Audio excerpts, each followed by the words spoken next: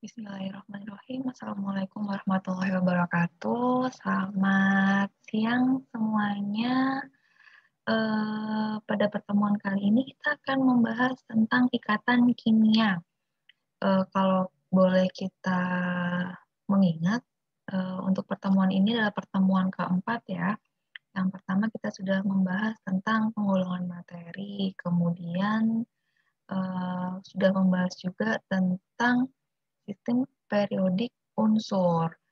Nah, sekarang untuk materi selanjutnya kita akan sama-sama belajar tentang ikatan kimia. Saya rasa mata kuliah ini sudah pernah adik-adik pelajari sebelumnya di bangku sekolah. Jadi kita sama-sama mengingat kembali, merefresh kembali materi-materi yang sudah disampaikan ketika di bangku sekolah seperti itu.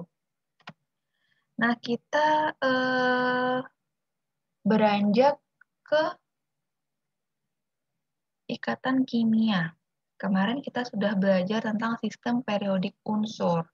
Kita sudah belajar tentang konfigurasi elektron, menentukan suatu unsur itu masuk dalam golongan berapa, kemudian masuk dalam periode berapa. Nah, berarti kan kita sudah tahu tuh bahwa unsur itu dikelompokkan, kemudian pengelompokannya itu berdasarkan kemiripan sifat yang dimiliki oleh unsur-unsur tersebut. Nah, sekarang pertanyaannya, kenapa sih kita perlu mempelajari ikatan kimia?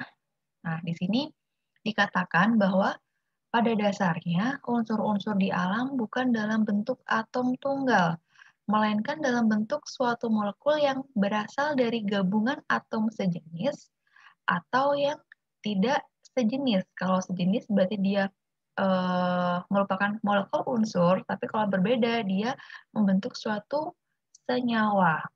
Jadi pada dasarnya di bumi bahan-bahan yang kita temui itu biasanya tidak dalam bentuk unsur.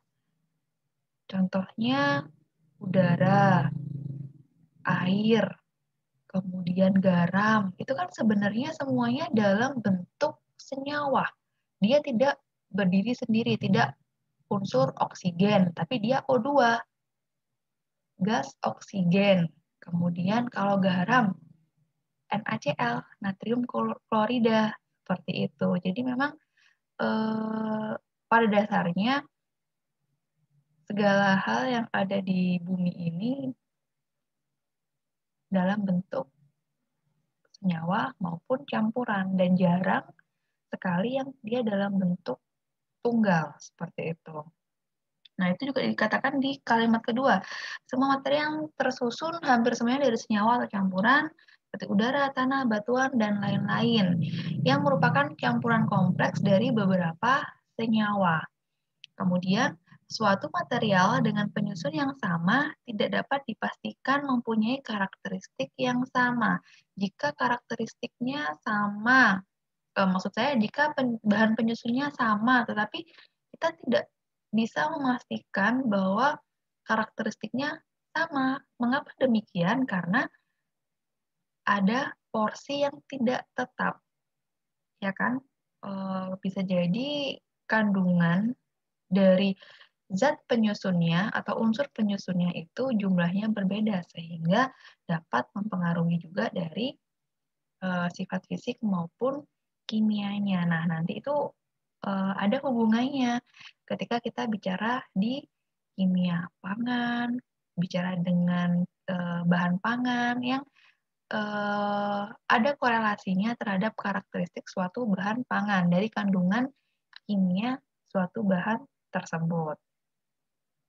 Kemudian struktur dan ikatan dalam molekul berperan penting dalam menentukan hampir semua reaksi kimia dan sifat fisika maupun kimianya. Diharapkan dengan pengetahuan tentang struktur suatu materi yang ditentukan berdasarkan ikatan kimianya, kita dapat meramalkan sifat kimia dan fisika suatu materi tersebut. Kemudian di sini dikatakan bahwa untuk mencapai kestabilan, atom-atom unsur saling mengadakan ikatan yang disebut ikatan kimia. Jadi ikatan kimia itu merupakan suatu ikatan dari atom atau unsur-unsur. Ketika ada atom atau unsur itu bergabung menjadi satu, maka dia berikatan, dan ikatannya itu dinamakan dengan ikatan kimia. Nah, berikatannya seperti apa, dengan cara bagaimana, itu nanti akan kita pelajari. Apakah dia dengan melepas elektron, menerima elektron, ataukah dengan menggunakan elektron dari senyawa atau unsur yang berikatan dengan unsur tersebut. Kemudian, ikatan kimia menggambarkan cara atom-atom bergabung membentuk molekul, senyawa, atau ion.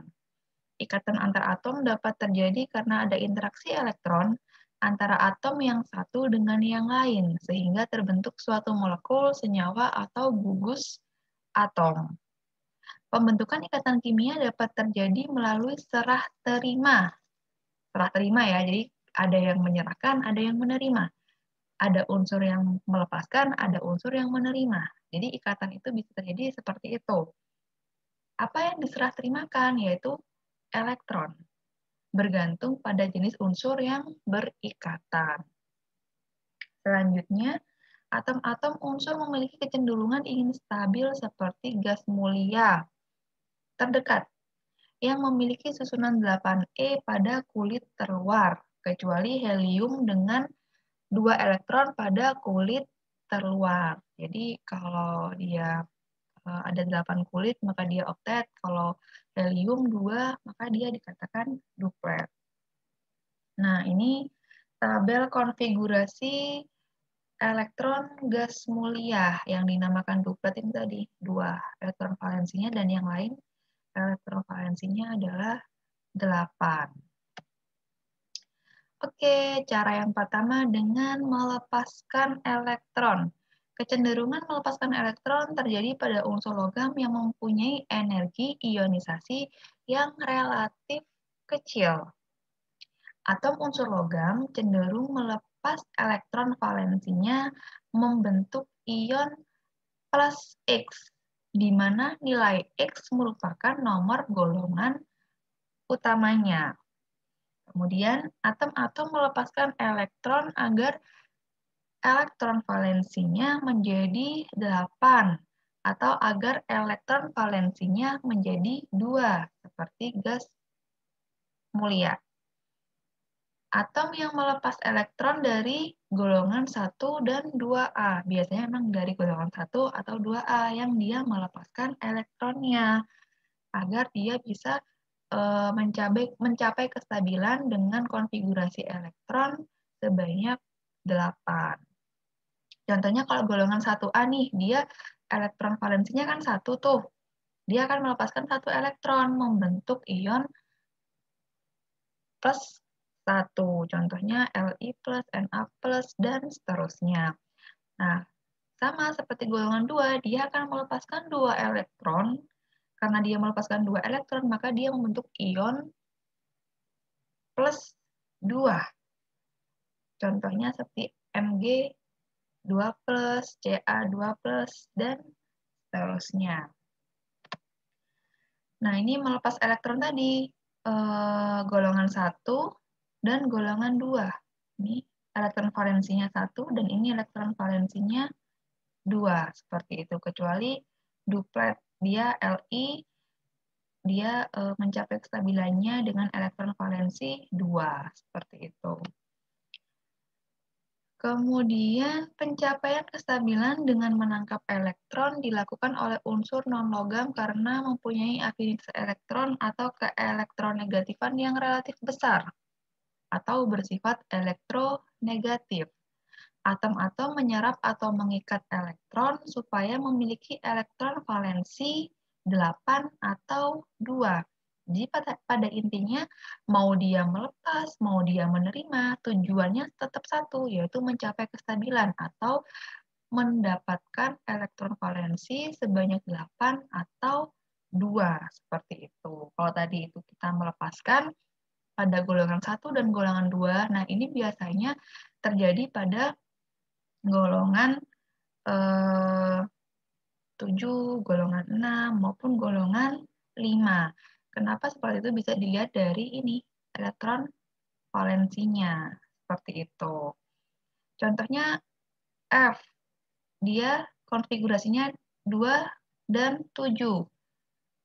Kemudian dia akan menerima satu elektron untuk bisa mencapai 8. Karena dia menerima satu elektron, maka dia menghasilkan ion negatif 1 menjadi F min, seperti itu, dan seterusnya. Nah, kemudian kalau kita berbicara tentang ikatan kimia, pasti kita sudah mengenal yang namanya lambang Lewis. Lambang Lewis itu biasanya menggambarkan elektron valensi dari masing-masing unsur. Nah, penjelasannya seperti apa? Kita simak bersama-sama. Pada tahun 1916, Lewis dan Langmuir dan Kossel itu mengemukakan bahwa atom-atom unsur gas mulia sukar bereaksi dengan atom-atom lain maupun dengan atom yang sejenis, sehingga di alam gas mulia cenderung berada dalam keadaan atom-atom tunggal.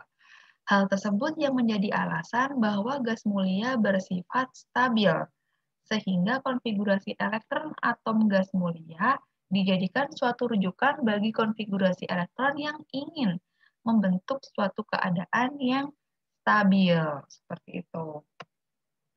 Nah, pendapat tersebut kemudian berkembang menjadi suatu teori. Yang pertama, elektron pada kulit terluar mempunyai peranan besar dalam pembentukan ikatan. Yang paling akhir ya, elektron terluar berarti elektron valensinya. Kemudian yang kedua, ikatan terbentuk karena perpindahan satu atau lebih elektron pada suatu atom ke atom yang lainnya. Yang namanya berpindah itu berarti ada yang pergi, ada yang datang. Ada yang lepas, ada yang ditangkap atau diterima. Seperti itu. Yang ketiga, ikatan terbentuk karena pemakaian bersama pasangan elektron di antara dua atom yang berikatan. Jadi, ada pasangan elektron yang digunakan secara bersama-sama. Kemudian, yang terakhir, perpindahan atau pemakaian elektron bersama berlangsung sedemikian rupa sehingga setiap atom yang terlibat mempunyai konfigurasi elektron serupa gas mulia atau jumlahnya 8 elektron.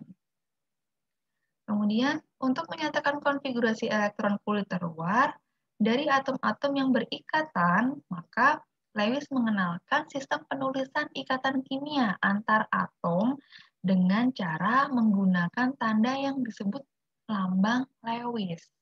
Jadi lambang Lewis itu mewakili atau menunjukkan jumlah elektron pada kulit terluar atau elektron valensinya.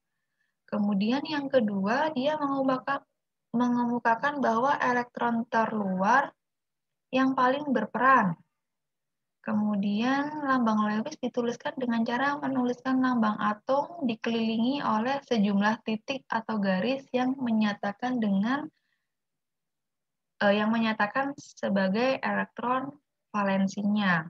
Rumus Lewis atau rumus titik elektron berguna untuk menjelaskan ikatan kovalen dan juga dapat digunakan untuk menggambarkan pembentukan ikatan ion. Nah, seperti apa lambang Lewis dapat dilihat pada tabel. Contoh di golongan 1A, dia di situ ada satu titik berwarna merah sejumlah 1.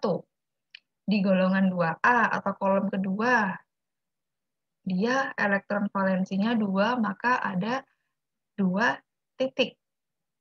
Nah, yang dinamakan dengan elektron valensi itu adalah titik-titik tersebut. Dan titik-titik tersebut itu adalah jumlah elektron terluar dari unsur itu tadi. Seperti itu. Kalau dia gas mulia, golongan 8A, maka dia elektronnya ada 8. Seperti itu.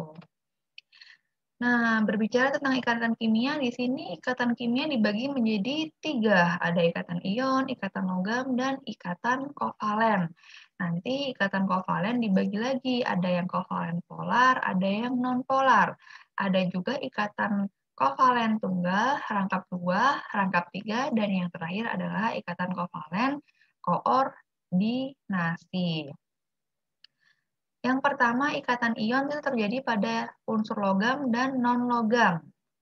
Kemudian kalau ikatan logam, yaitu ikatan yang terjadi antara unsur logam dan logam. Ikatan kovalen itu terjadi pada pada unsur non-logam dengan non-logam. Masuk ke ikatan ion. Ikatan ion terbentuk melalui gaya elektrostatis antara ion yang berbeda muatan sebagai akibat dari serah terima elektron dari satu atom ke atom lain. Jadi ada serah terima elektron. Ikatan ion terjadi antara atom yang melepaskan elektron atau unsur logam dengan atom yang menangkap elektron, yaitu unsur non-logam. Contohnya, pembentukan NaCl dari unsur natrium dan klorin dapat digambarkan dengan rumus elektron atau rumus Lewis seperti pada gambar. Na golongan 1A, jadi dia elektron valensinya 1. Kemudian Cl itu golongan 7A, ada 7 titik. Kemudian bagaimana caranya dia berikatan? Dia bisa bergabung elektronnya seperti yang dilihat pada gambar ini. Jadi gini. Nah, ini. Itu adalah contoh dari ikatan ion, sehingga dia bisa menghasilkan NaCl. Contohnya ini juga HCl. Struktur Lewisnya seperti ini. Dia duplet. Jadi dia struktur mencapai kestabilan dengan 2 elektron. Cl-nya oktet karena ada 8 elektron.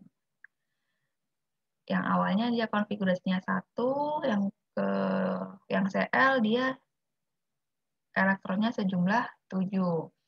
Dan ini namanya struktur Lewisnya. Kemudian ini struktur molekulnya, itu tanda hubung ini berarti dia berikatan. Dan rumus molekulnya seperti ini, HCl. Lanjut ke ikatan kovalen tunggal. Ikatan kovalen terjadi karena pemakaian bersama pasangan elektron yang berasal dari atom-atom yang berikatan. Ikatan ini terjadi antara unsur non-logam dengan non-logam yang sama-sama ingin menangkap elektron. Contohnya pada senyawa FCl. Nah, di sini F itu golongan 7, Cl juga golongan 7. Ikatan kovalen itu adalah ikatan antara sesama non-logam yang sama-sama ingin menangkap elektron. F ingin menangkap elektron karena dia kurang 1 elektron, dan Cl juga sama kurang 1 elektron untuk bisa mencapai kestabilan. Maka dari itu, F dan Cl ini akan bergabung di sini. Nah, antara elektron F dengan Cl itu bergabung dan digunakan secara bersama-sama.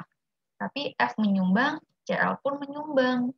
Nah, sehingga Cl stabil 8 dan F pun juga jumlah elektronnya menjadi 8 sehingga ditulis dengan FCl dan ini struktur Lewisnya. Kemudian ikatan kovalen rangkap berarti kalau tadi ada satu pasang elektron, kalau sekarang dinamakan rangkap berarti lebih dari satu pasang elektronnya. Contohnya di gas oksigen atau O2. Struktur Lewisnya seperti ini. O itu golongan 6, jadi ada elektron valensi sebanyak 6. sama ya, tapi dibedakan ada yang titik, ada yang silang. Nah, kalau tadi hanya satu pasang. Nah, ketika O ini akan berikatan dengan sesama unsur oksigen, maka dia kurang 2 elektron dong, gitu kan ya. Maka dia mengambil 2 elektron yang ada pada ini, unsur O yang berikatan. Sehingga seperti ini, ada 2 pasang elektron atau 4 elektron yang digunakan secara bersama-sama untuk berikatan. Nah, karena dia lebih dari satu pasang, maka dia disebut dengan ikatan kovalen rangkap. Nah, di sini ikatan kovalen rangkap 3. Kalau tadi ini ikatan kovalen rangkap 2 karena hanya ada 2 pasang elektron yang berpasangan dan digunakan secara bersama-sama. Kalau di sini ikatan kovalen rangkap 3 contohnya pada gas nitrogen atau N2. Di sini yang digunakan ada 3 pasang elektron atau ada jumlahnya 6 elektron yang digunakan secara bersama-sama agar bisa berikatan dan mencapai kestabilan. Maka dari itu disebut dengan ikatan kovalen rangkap 3 karena ada 3 pasang elektron. Kemudian ini ada ikatan kovalen polar dan nonpolar. Jika 2 atom yang berbeda berikatan kovalen, maka molekulnya memiliki kutub positif dan negatif yang disebut polar.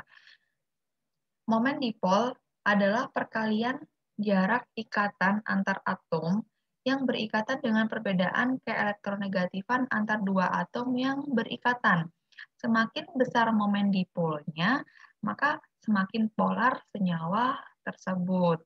Dan senyawa yang memiliki senyawa dipol sama dengan 0 disebut dengan senyawa non-polar. Kemudian, molekul polar memiliki bentuk atau struktur ruang yang tidak simetris. Atom yang elektronegativitasnya besar tidak berhimpit dengan atom yang elektronegatifnya kecil, sehingga seakan-akan molekul tersebut bermuatan. Contohnya ini, H dan Cl. Kemudian, molekul diatomik yang sama selalu simetris dan selalu nonpolar. Contohnya adalah H2. Kemudian molekul simetri poliatomik yang memiliki atom pusat tanpa elektron bebas selalu bersifat nonpolar. Contohnya CCl4, CH4, CO2, dan seterusnya. Senyawa poliatomik simetris yang memiliki atom pusat berpasangan elektron bebas selalu polar. Hal ini karena pasangan elektron bebas lebih kuat dibandingkan pasangan elektron ikatan, sehingga menimbulkan elektronegativitas yang besar. Contohnya H2O dan NH3. Kemudian yang terakhir itu ada ikatan kovalen koordinasi. Ikatan kovalen koordinasi adalah ikatan kovalen yang terjadi jika pasangan elektron yang digunakan bersama-sama hanya berasal dari salah satu atom yang berikatan, sedangkan atom yang lainnya tidak ikut menyumbang. Kalau tadi kita bicara tentang ikatan kovalen rangkap 2 dan rangkap 3, antara unsur pertama dengan unsur kedua itu sama-sama menyumbangkan elektronnya. Masing-masing bisa menyumbangkan satu, menghasilkan satu pasang elektron. Bisa masing-masing menyumbangkan 2 elektron, sehingga menghasilkan 2 pasang elektron. Bisa masing-masing menyumbangkan 3 elektron, sehingga menghasilkan 3 pasang elektron. Tapi pada dasarnya unsur 1 dan 2 itu sama-sama menyumbang. Nah, kalau koordinasi ini hanya salah satu unsur yang menyumbangkan elektronnya untuk dapat berikatan. Contohnya seperti ini. O dan S, H2SO4. Di sini hanya ada bukan hanya ada, di sini ada dua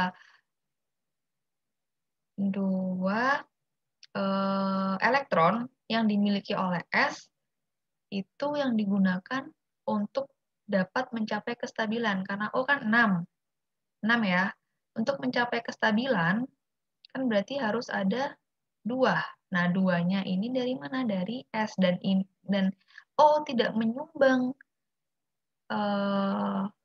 elektron kepada S, tapi S yang menyumbang elektron sebanyak 2 untuk bisa mencapai kestabilan. Nah, yang seperti ini yang dinamakan ikatan koordinasi. Ini juga.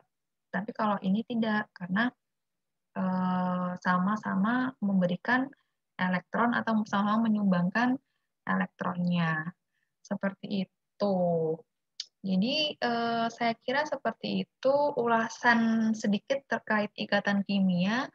Jika ada yang ingin ditanyakan atau didiskusikan, silakan menuliskannya di kolom komentar dan jangan lupa menuliskan nama dan NIM maupun dari kelas mana. Seperti itu ya. Karena nantinya saya akan merespon langsung pada kolom komentar tersebut. Gitu. Oke. Terima kasih atas perhatiannya. Tetap semangat belajar dan semoga kita semua selalu dalam keadaan sehat walafiat. Amin. Terima kasih. Bertemu lagi di pertemuan selanjutnya. Wassalamualaikum warahmatullahi wabarakatuh.